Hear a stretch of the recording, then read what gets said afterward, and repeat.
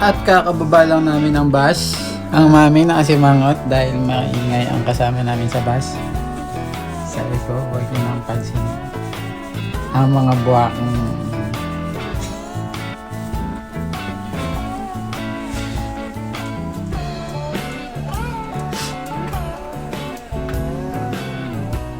yan.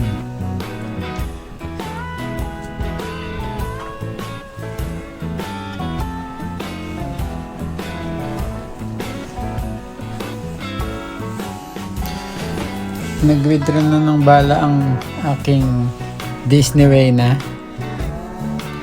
May panlabang kami sa palengke.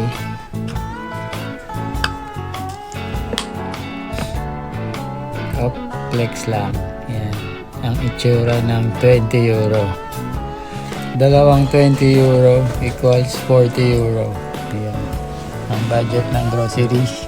Pero style lang namin yun kasi magpapabaryaran talaga kami para sa kuryente. Kasyang-kasya na yan. 40 euro, sobra-sobra yun. Tawids. Alright. Lidl. Favorite place to go to ng aking Disney Reyna.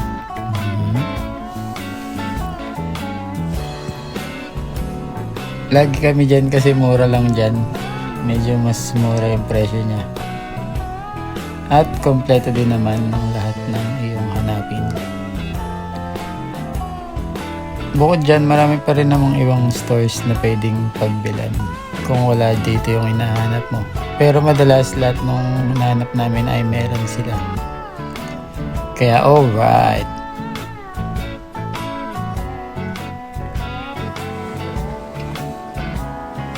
Medyo pinas forward na natin at kami ay matagal mamili. Bawat item magkukwentuhan muna kami ng aking Disney Reyna. Panis ang mga Disney princess nyo. Yan ay pork loin. Boneless pork loin chops. Right. Mga cheese. Yan dahil ang Disney Reyna ay mahilig sa pagtatahi. Ganyan daw ang tatak ng kanyang makina. Pero mas malapit daw yun sa kanya.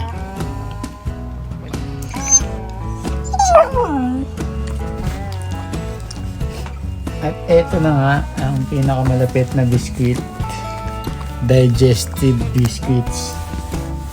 And nung pagdating ko dito sa Ireland, meron siya niyan. Inubos ko lahat sa sobrang sarap.